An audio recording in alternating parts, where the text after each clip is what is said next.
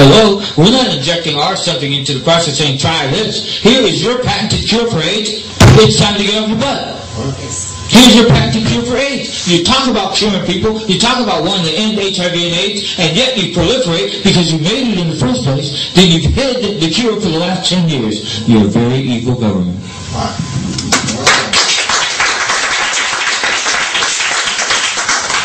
Any more questions? We'll take one or two more, and then we'll get ready. Yes, sir. Let's take that. I'm Josh from Glassboro. Yes. I'm a student at Rowan University. Dr. Graves. Oh, yes. Hey, how are you, buddy? I'm doing well. Good to see you. All right. I know that the United States patent cure was awarded or granted to Dr. Marvin Antelman from Israel. Does he currently own the rights to the cure? Well, my response is, I don't care. We have found a way to make it. We make it. We put it out there. We're going to continue to do so. If he wants to meet me in the legal courtroom, we're ready to go. Bring him on as well. Because Dr. Antelman, he's also a rabbi. Dr. Rabbi, Rabbi Doctor, whatever they call it, to having both titles. But he's also he went to school with Robert Gallo at Albert Einstein University, Albert Einstein Medical College, wherever that is here in New Jersey. And it appears that he received this cure for AIDS as a payback to Dr. Gallo for something Dr. Gallo had stolen from him back in medical school. So our challenge to Dr. Antelman, Rabbi Dr. Antelman, is indeed if you are for the people, you should be proliferating your own cure. However, since you've allowed it to sit on the shelf, your lack of action speaks for itself. That he does not appear to be on the side of the people. That's why we're making making the Tetracell, Silver 4, Oxygen 4, and trying to get it out here to challenge the system. Because they have laid stagnant on purpose, as we can prove, that their involvement in the development of HIV is integral. They are as liable as anything I know. We're proceeding now in the federal court in San Diego.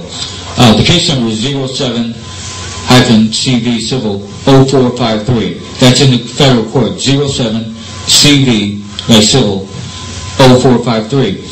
Our whole purpose is to exhaust the U.S. judicial system, the U.S. legal system, to show the full perpetration of the development of HIV and AIDS in the International Criminal Court of Justice, which I believe where this case will be solved. Because I don't believe that we can get a fair hearing of the facts here by a government that indeed is transparent in each and every way.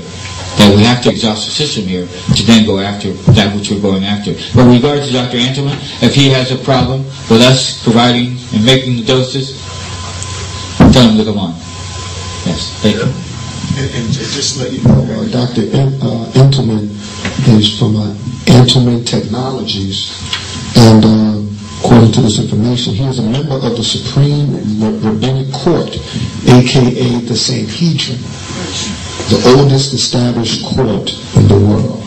So you can get his information online as well. Very interesting. Yeah, I'm not so sure what that means either, if you know what I mean. Because the further you go back, that's the further we're going back to the time period and the era when there were no black people.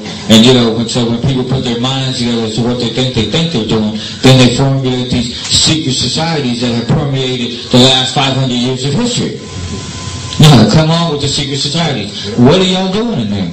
And now it's apparent what you're doing in there, because you're making up some stuff to eliminate a large portion of the population of the world. The depopulation programs of the United States are hideous. Indeed, if we are overpopulated in any parts of the world, how dare a government secretly make something and smile in your face while they watch you die? If we are overpopulated and there are too many people, perhaps shouldn't we just pick straws? We are currently suing the United States for these two right here, which we already have. However, they were in the archives, and when we inquired about them, these two progress reports became missing. This is the essence of the entire lawsuit. That here's progress report number 15 from the year 1978. It is missing in the archives. Here's progress report number 14 from 1977. These are the end progress reports of the federal program. This one contains the budget of the program from 1962 to 1978. Here is the full outline of what they were doing and their end reports that are now missing out of the archives, and we can show that they were there. Where are they now? Who removed them? We want these 2 progress reports replaced back into the archives, because I'll tell you something. After 30 years of these progress reports existing, collecting dust in the archives of the United States, and an inquiry is made into these documents, and then they suddenly go missing.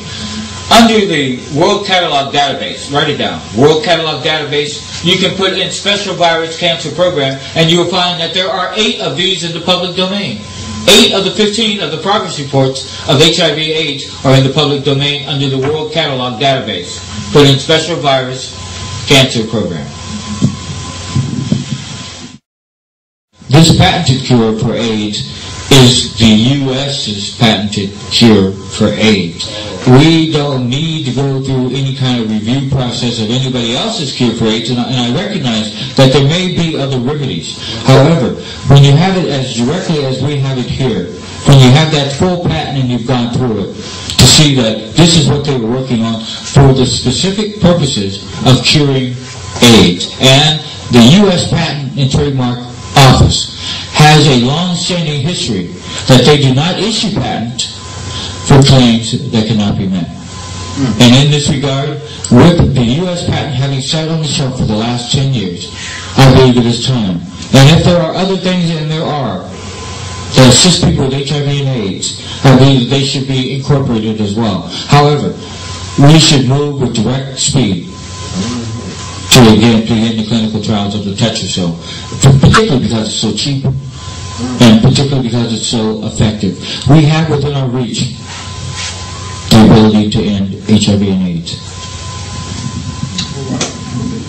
So, no other questions? Again, let's give Dr. Boyd a shout out. I know, family, don't go home and stick your head in the sand and act like you didn't hear it. For those of us that heard it, we are now responsible for what we hear. And that's what truth does. It forces you to the front. For Jesus said you should know the truth. And it will be the truth that will set you free. Not just the truth, but acting on the truth that we know. So those of us that are here today, we thank Dr. Boyd for coming all the way from San Diego. Again, he will be at Salem Baptist Church tonight at 7 p.m. in Long Branch.